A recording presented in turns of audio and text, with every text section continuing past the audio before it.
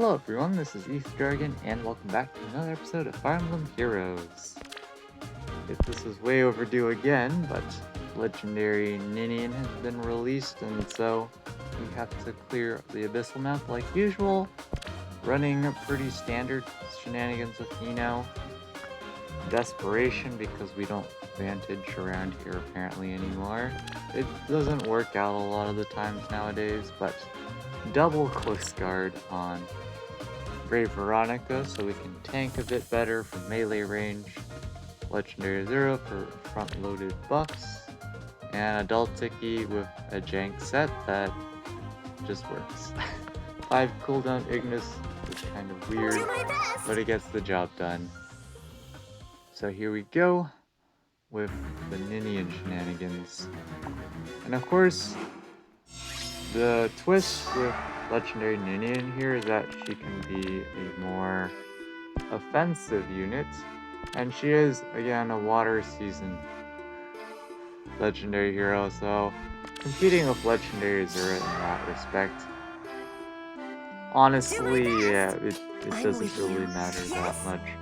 She has her own niche compared to Legendary Zura. She's less supportive in some aspects and definitely more offensive in other aspects. I would say Dragon's Dance is definitely interesting, to say the least. The extra action is super useful in modes like the Colosseum modes, where having mobility, extra actions, and whatnot is always helpful. And the no counterattack shenanigans are definitely also nice on Legendary Ninian. The effect where she inflicts debuffs is questionable as to how good it is, because in a lot of instances it's nice for proccing effects that rely on penalties from the enemy, but then on the other hand it can do things like buff enemy units with effective unity, or not help your cause out in general. Because, for example, if you want to, say, not debuff the enemies for the sake of, for example, them not using Restore or something, or Harsh Command Plus or whatnot, you don't have that option. Every time you dance, it's going to proc.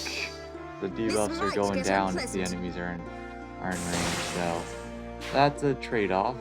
Of course, she definitely scores better than Legendary, that's beside the point.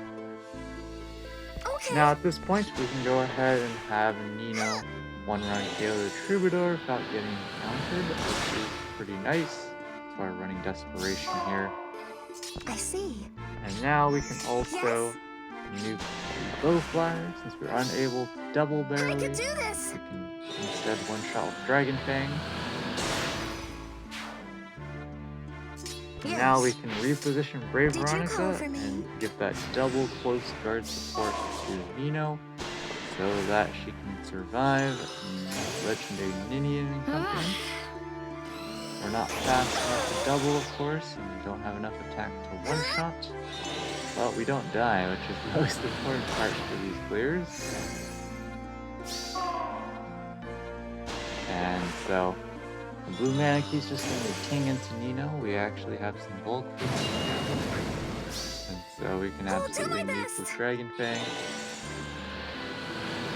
Call it a day.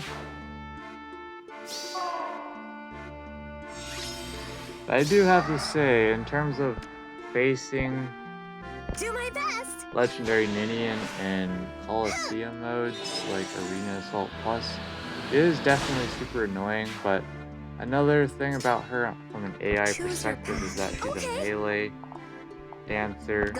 We can go ahead and attack her with our Adult Tiki for the heck of it. But she is an melee unit, so she will move first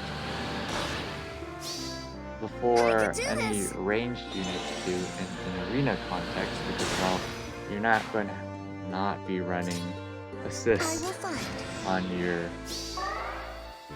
units in arena if you're trying to score, so that's definitely a small problem.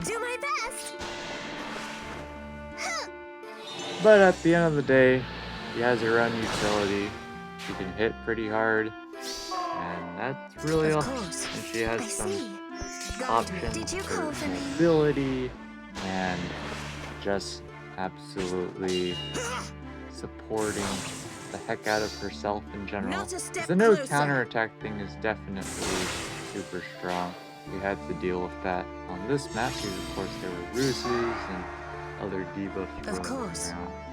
But at this point you can see here we're not quite able to kill the red Fafnir with Nino here. We would need Do to my be best. absolutely max buffed. Instead we're going to start out by nuking the green Fafnir. And then we I'll can do my best. finish off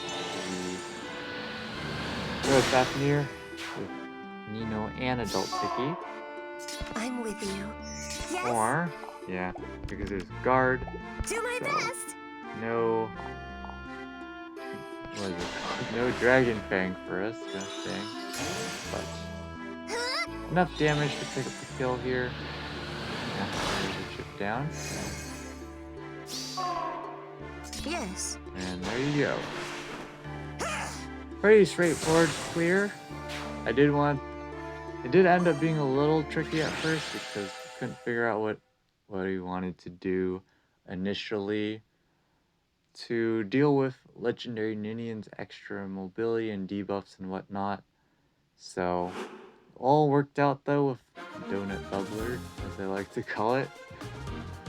But overall, again, she's the newest, greatest scoring water legendary hero, so I don't think I'm replacing Legendary Zero for any time soon. But until then, that's going to be it for this episode. Thanks for watching. As always, this is ETH Dragon, and hope to see you all next time. Bye!